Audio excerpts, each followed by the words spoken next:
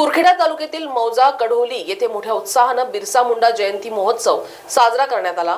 या कार्यक्रमाला माजी खासदार तथा भाजप अनुसूचित जनजाती मोर्चाचे राष्ट्रीय महामंत्री अशोक नेते प्रमुख पाहुणे म्हणून उपस्थित होते।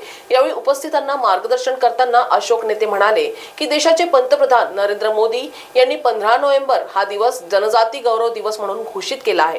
हा निर्णय आदिवासी समाजासाठी अत्यंत अभिमानास्पद आहे। तसेच आज देशाच्या सर्वोच्च पदावर राष्ट्रपती पदावर एका आदिवासी महिला द्रौपदी मुर्मू विराजमान आहेत। हा आदिवासी समाजासाठी मोठा गौरव आहे।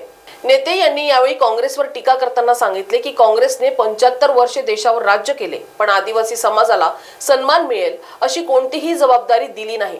उलट आदिवासी समाजाचा केवळ राजकारणासाठी उपयोग केला गेला। कार्यक्रमाच्या माध्यमातून नेते यांनी आवाहन केले की जल, जमीन, जंगल हा आदिवासींचा अधिकार असून स्वातंत्र्य लढ्यात आदिवासी शूरवीरांचे योगदान आहे। यासाठी आदिवासी समाजामध्ये एकोपा व ऐक्य निर्माण व्हावे। समाज बांधवांनी एकत्र येऊन आपले हक्क व अधिकार टिकविण्यासाठी प्रयत्न केले पाहिजेत। अशा महोत्सवांचे आयोजन हे समाजासाठी प्रेरणादायी ठरते व त्यातून आदिवासी समाजाच्या उन्नतीसाठी नवी दिशा मिळते। महाराष्ट्र TV 24 करिता हरेंद्र मडावी, गडचिरोली।